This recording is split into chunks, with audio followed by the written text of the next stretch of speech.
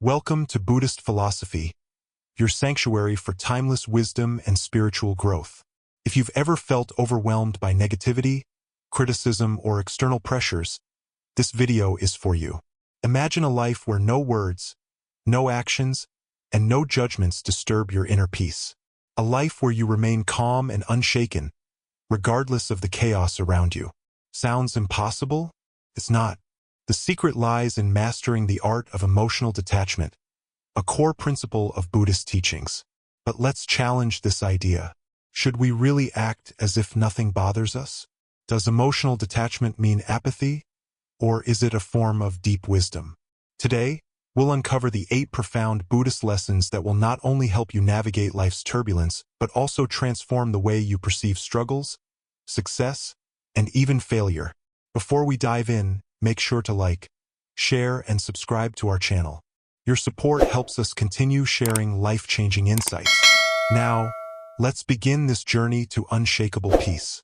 Do not hate those who hate you. Hatred is a fire that consumes the vessel that carries it. When we return hate with hate, we only burn ourselves. Those who harbor resentment are often struggling with their own suffering. Instead of being affected by their negativity, Buddhism teaches us to rise above, to cultivate a heart of compassion rather than enmity. Psychological and philosophical insight. Hatred is often a reaction to pain. People who lash out at others frequently do so because they are dealing with unresolved emotional wounds. By responding to their negativity with equal hostility, we reinforce a cycle of suffering, both for ourselves and for them. Buddhism suggests a different approach: detachment and compassion. From a psychological standpoint, harboring resentment is self-destructive. Studies have shown that chronic anger and hatred contribute to stress, anxiety, and even physical ailments such as heart disease. On the other hand, those who practice compassion and forgiveness tend to experience lower levels of stress and higher emotional well-being. The Buddhist perspective aligns closely with modern psychological findings. The idea is not to suppress emotions but to recognize them and make a conscious choice not to be controlled by them. This does not mean tolerating abuse or injustice, but rather understanding that responding with hatred only exacerbates suffering. A story of compassion. A monk was once insulted by a man in a marketplace. Instead of retaliating, the monk smiled and asked, "If someone offers you a gift and you do not accept it, who does it belong to?" The man replied, "It still belongs to the giver." The monk then said, "I do not accept your anger. It remains with you." This story highlights a crucial principle. Anger is only harmful when we choose to accept and internalize it. The monk's response illustrates emotional detachment, not indifference, but a deliberate refusal to let negativity take root in his mind. Real-world application. Imagine you are at work, and a colleague speaks to you with hostility. Your instinct might be to retaliate. However, by choosing not to engage in the negativity, you maintain your inner peace. This is not about passivity but about control over your own emotions. Responding with calmness often disarms the aggressor, and over time, it can transform the dynamic of your interactions. My personal insight. I once encountered a colleague who constantly belittled my efforts. Initially, I was deeply affected, but when I started practicing detachment and compassion, I realized that his negativity was a reflection of his own struggles, not mine. Instead of reacting, I chose to remain unaffected. Over time, his behavior softened, and we even developed mutual respect. Practical takeaway. Recognize that hatred stems from suffering. Refuse to accept negativity into your mind. Practice emotional detachment while maintaining compassion. Use calmness as a tool to break cycles of hostility. Practice humility. True wisdom does not manifest in arrogance but in a humble spirit. A wise person recognizes the vastness of knowledge and remains open to learning. The nature of humility. Humility is often misunderstood as weakness or self-deprecation, but in reality, it is a sign of great inner strength. It requires confidence to acknowledge that we do not know everything. A humble person does not seek validation through superiority but through continuous growth. Humility fosters deeper relationships, greater knowledge acquisition, and better decision-making. Studies in leadership and professional success indicate that humble individuals are more likely to be respected, trusted, and open to constructive feedback. A lesson from the Buddha. A young scholar approached the Buddha, boasting about his intellectual accomplishments. The Buddha filled a cup with water until it overflowed and said, "Like this cup, you are full of your own ideas. Until you empty yourself, you cannot learn anything new." This lesson illustrates that a mind preoccupied with its own knowledge cannot absorb new wisdom. Those who believe they already know everything become stagnant, whereas those who acknowledge their limitations continue to grow. Real-world application. In professional environments, arrogance can hinder collaboration and innovation. Consider a workplace scenario where a leader dismisses the input of their team because they believe they already have all the answers. This attitude stifles creativity and leads to poor decision-making. In contrast, leaders who embrace humility foster a culture of learning and open dialogue, leading to better outcomes for everyone involved. My personal reflection. I recall a time when I thought I had mastered a particular skill. My overconfidence led to mistakes. It was only when I humbled myself and sought guidance that I truly improved. Humility is a gateway to continuous growth. Practical takeaway. Acknowledge that learning is a lifelong journey. Approach new experiences with an open mind. Recognize that every person you meet can teach you something. Understand that humility is not about self-deprecation but about embracing growth. By integrating these lessons into daily life, we cultivate wisdom, emotional resilience, and inner peace. Do not let others control your life. Core message and philosophical insight. At its heart, this lesson is about self-determination, the ability to live life on one's own terms rather than being dictated by external opinions. Many people fall into the trap of seeking validation, believing that happiness and success are defined by societal standards. However, Buddhism teaches that true fulfillment comes from within, not from external approval. The parable of the farmer's fate illustrates this beautifully. Events in life are neither inherently good nor bad, they simply are. It is our perception and reaction that shape our experience. The farmer's neutrality represents the Buddhist principle of non-attachment, accepting life's changes without excessive emotional turbulence. In Western psychology, this aligns with internal locus of control, the belief that one's own actions and mindset determine life outcomes, rather than external forces or opinions. Research shows that people with an internal locus of control tend to be happier, more resilient, and more successful because they focus on what they can change rather than worrying about what they can't. Application to daily life. Letting go of approval seeking. Society often pressures us to follow predefined paths, stable careers, traditional life choices. But living according to others' expectations leads to inauthenticity and dissatisfaction. The moment we stop chasing approval, we start making choices that truly align with our passions. Developing emotional resilience. The farmer's response, good or bad, who knows, reminds us that situations evolve. What seems like a setback today might be a blessing tomorrow.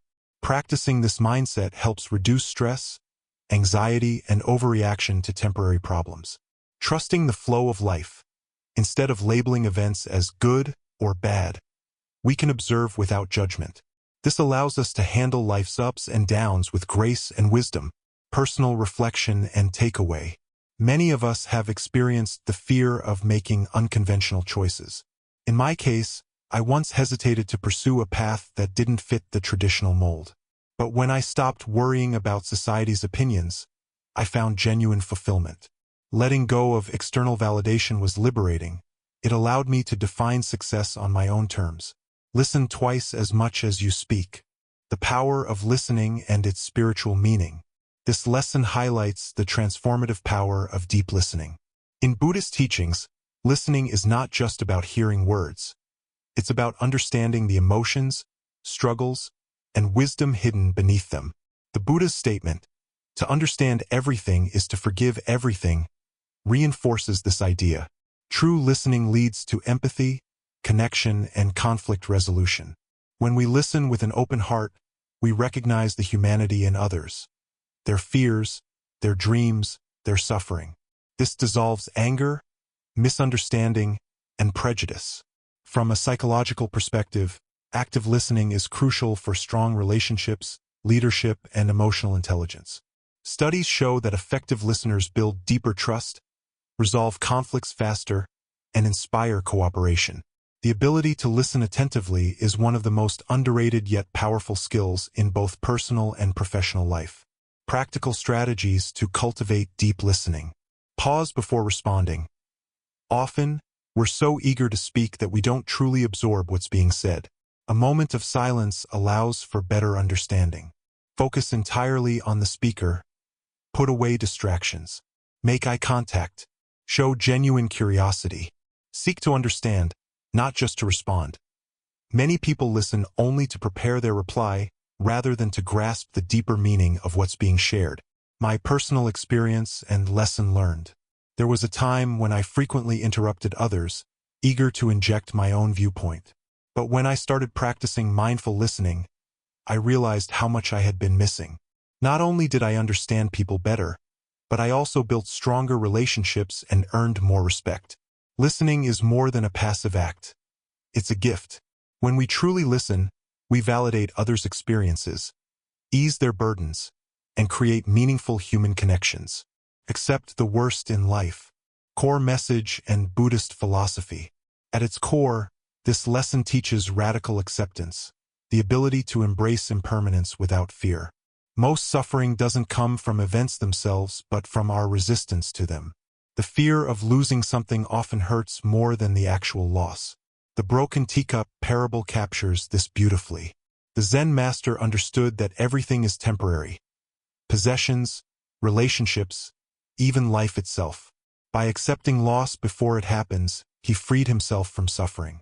This is a direct application of the Buddhist concept of anicca, impermanence. The idea that nothing lasts forever, so clinging to things only leads to pain. From a psychological perspective, this aligns with Stoic philosophy and cognitive behavioral therapy, CBT, both of which emphasize preparing for the worst to reduce anxiety. The Stoics had a practice called premeditatio malorum, visualizing worst-case scenarios to mentally prepare for them. This doesn't mean being pessimistic, it means cultivating emotional resilience. Application to daily life. Let go of the fear of loss. Instead of obsessing over, what if I lose this? We can shift to, I appreciate this while I have it. This applies to relationships, possessions, and even success. Reframe setbacks as new beginnings. What seems like a disaster today might lead to something better tomorrow. Accepting change allows us to adapt and grow rather than resisting and suffering. Reduce anxiety by accepting reality. When we stop fighting reality, we experience peace. Instead of wishing things were different, we can ask, how can I make the best of this? Personal reflection and takeaway. I once lost a major business opportunity that I had worked on for months. Initially, I was devastated. But as time passed, I realized that the loss forced me to explore new paths, which eventually led to an even better opportunity. Looking back, I see that acceptance, not resistance, was the key to moving forward. This lesson reminds us that life will always change, whether we like it or not. But when we embrace impermanence, we free ourselves from unnecessary suffering. Be aware of the dangers of fortune. Core message and philosophical insight. This lesson warns us about the illusion of wealth and success. Many people believe that more money, status, or achievements will bring lasting happiness. Yet history, psychology, and spirituality all tell us the same truth. External success is never enough. The king's realization story illustrates this contrast. A king who had everything was still unsatisfied, while a monk who had nothing radiated joy. The Buddhist teachings remind us that true fulfillment doesn't come from accumulation but from gratitude and inner peace. Modern psychology supports this. Studies on hedonic adaptation show that people quickly get used to new wealth, promotions, or possessions, and soon return to their previous level of happiness. This is why billionaires still feel empty and celebrities still battle depression. Without gratitude and simplicity, no amount of success will ever be enough. Application to daily life. Redefine success. Instead of measuring success by money or status, we can measure it by fulfillment, relationships, and inner peace. Practice gratitude. The more we focus on what we already have, the less we chase what we think we need. A simple practice of daily gratitude can rewire the brain to find contentment in the present. Beware of the trap of more. There's nothing wrong with ambition, but when success becomes an endless pursuit, it turns into a prison. The happiest people are often those who know when enough is enough. My personal experience and takeaway. I have seen people chase wealth, promotions, and status, only to remain restless and unfulfilled. Some kept working harder, believing that just a little more would finally make them happy. But it never did. On the other hand, the people who focused on simplicity, gratitude, and meaningful relationships seemed far more at peace. This made me realize that happiness is not about having more. It's about appreciating what we already have. See failure as a stepping stone. Core message and philosophical insight. This lesson challenges the common fear of failure by redefining it as a necessary step toward growth. In both Buddhism and modern psychology, failure is seen as a teacher, not an endpoint. The story of Thomas Edison illustrates this perfectly. Instead of viewing his 10,000 failed attempts as defeats, he saw them as valuable discoveries, each one bringing him closer to success. His mindset reflects resilience, patience, and non-attachment to immediate results, all key principles in both Buddhist and Stoic philosophy. In Buddhism, this aligns with the concept of right effort, samavayama, one of the Noble Eightfold Path elements. Right effort teaches that persistence, without attachment to outcomes, leads to true mastery. Psychologically, this is supported by growth mindset theory, coined by Carol Dweck. People with a fixed mindset see failure as proof of their limitations. Those with a growth mindset see failure as feedback, a stepping stone to improvement. Practical applications. Reframe failure as learning. Instead of thinking, I failed, try, I learned something important. Every setback reveals valuable insights. Detach from immediate results. In both career and personal growth, success often comes after multiple failures. The key is to keep refining and improving. Embrace discomfort. True progress happens outside our comfort zone. The more comfortable we become with temporary failure, the easier success becomes. Personal reflection and takeaway. Some of my biggest breakthroughs came only after multiple failures. I used to take failure personally, feeling that it reflected my incompetence. But over time, I realized that every misstep taught me something critical. This lesson reminds us that failure is not the opposite of success. It is part of the process. When we stop fearing failure, we unlock our full potential. Always remember that death is waiting. Core message and philosophical insight. At first, contemplating death might seem morbid or depressing. But in reality, embracing mortality awakens us to the urgency of life. The monk's teaching in this lesson echoes the Buddhist practice of Maranasati, mindfulness of death. In many traditions, monks meditate in graveyards or visualize their own death not to create fear, but to cultivate wisdom and appreciation. This is similar to memento mori, a Stoic practice that translates to remember you must die. Instead of avoiding the thought of death, Stoics and Buddhists alike use it as a powerful motivator. Psychologists also highlight mortality salience, the awareness of death, which can lead to deeper life satisfaction when approached with the right mindset. Practical applications. Live with intentionality. If today were your last day, would you be satisfied with how you lived? This perspective helps us focus on what truly matters. Let go of petty conflicts. Many grudges, worries, and distractions become insignificant when seen from the perspective of life's brevity. Prioritize what brings meaning. Instead of chasing superficial goals, we should invest in relationships, purpose, and personal growth. Personal reflection and takeaway. Realizing the impermanence of life has helped me cut out distractions and focus on what truly matters. I used to delay things, assuming there would always be time. But the truth is, we never know how much time we have left. This lesson isn't about fearing death. It's about using the awareness of mortality to inspire a more meaningful life.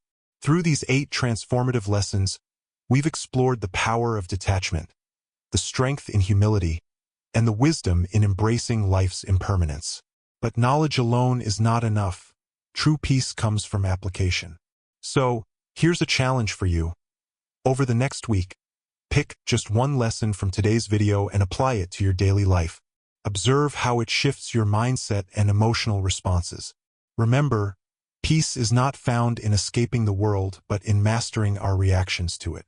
The storms of life will come and go, but with the right mindset, you can remain unmoved, steady like a mountain, and peaceful like still water. If this video resonated with you, don't forget to subscribe and hit the notification bell for more insightful content. Leave a comment below what lesson spoke to you the most. Until next time, walk your path with wisdom and serenity.